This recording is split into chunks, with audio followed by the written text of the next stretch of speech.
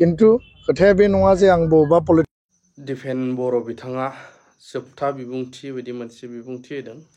एबसुनि प्रेसिडेन्टशिपनिफ्राय गाव थारैनो ओंखारनानै पलिटिक्सआव ना मायाव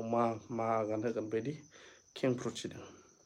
एबा आफादगिरि बिबाननिफ्राय स्पेसियेलि नोंथांखौ ओंखारगोन एबा ओंखारा बे सिमायाव नांथानानै गोबां गोरोन्थि जानायखौ नुदों नोंथांनि बानबुंथिया मा जागोन बेयाव आङो स्पष्टयै बुंनो नागिरो जे दुलाराय बर' फरायसा आफादनि जे संबिजित बियो 2 बोसोरनि टार्म आङो 2005 मायथाइयाव एबसुआव बिबान लाजेनदोंमोन सोलोंथाइ नेहाथारि हिसाबै गुवाहाटी जिल्लानि जानानै गुवाहाटी मुलुगसोलोंसालियाव आंनि फरायनायखौ फोजोबखांनायनि उनाव आरो 2005 मायथाइनिफ्राय बै समनि आफादगिरि रोनगोरा नार्जारि बिनि उन समाव प्रमद बर' बिथां एबसुनि आफादगिरि आरो बड'लेण्ड सोमावसारनायनि 3थि फेजखौ बिथाङा नेतृत्व होदों फैयै फैयै 2020 मायथाइयाव आफादगिरिनि बिबानखौ आंनो गथायनानै होदों आरो 5 बोसोर आङो आफादगिरि महरै आङो खामानि मावबाय जिखिनि आंनि मावनो गोनां बिबान आरो रेसपन्सिबिलिटि दंमोन सुक्तिनि दफाखौ आनकमप्रमाइजिं भाबै इसिं आरो बायजो लेभेलाव सेन्ट्रेल आरो स्टेट गासै सरकारजों अफिसियेल लेभेलाव पलिटिकेल लेभेलाव नारसिननानै दासिम जिखिनि जोङो गथा महराव जोङो मावफुंनो हाबाय आरो माखासे प्रसेसआव दङ माखासे आरो मावफुंबावनांगौ दङ किन्तु माखासेखौ जोङो आवगायनानै बे महराव लाबोबाय हारिनि थामोनथा रैखाथि हारिनि सिनायथिखौ मुलुग दरबाराव लांनो थाखाय बड'लेण्ड महोत्सव खुंनाय प्रधान मन्त्रिया बाहागो लानाय आरो नैबे जुथुम्मायाव भारतनि नखर मन्त्रिखौ लाबोनानै बर' हारिनि जि मोनसे आबुं जोंनि जि मोनसे उदां हारि गोथां हारि आरो जोंनि थामोनथा रैखाथिखौ मुलुगाव दिन्थिफुंनायनि गेजेरजों बिथांमोनखौ पिस खालामनायनि गेजेरजों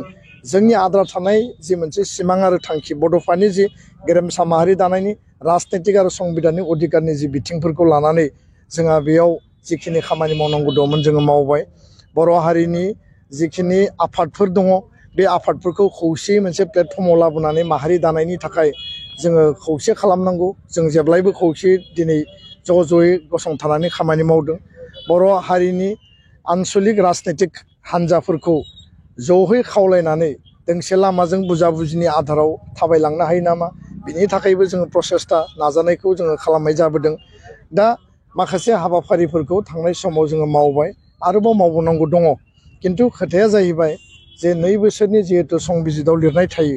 आरो 2 बोसोराव जोंनि जिल्ला आन्सलिक मिरु जोंहा टार्मिनेटिं सेसन जायो मोनफ्रोमबो टार्मिनेटिंआव गोजाम आफादखौ सिमफायनाय जायो गोदान आफाद दाफिननाय जायो दा बेखायनो जिहेतु आङो गोलाव सम खामानि मावबाय आफादगिरि महरैबो आं 5 बोसोर थाबाय आङो जिखिनि केपासिटि आरो जिखिनि आंनियाव क्षमता दङमोन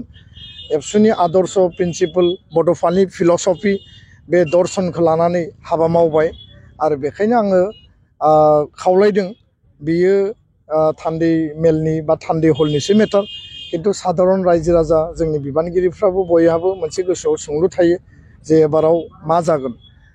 बिनि फिननायखौ आङो बेखिनिखौल' होदों जे आङो नैबे जुथुम्मायाव जि गोदान आफाद दानाय जागोन गोजाम आफादखौ सिमफायगोन बेयाव आङो जोंनि थान्दै मेलाव गंग्लायै आङो खावलायगोन आङो बयखौबो माने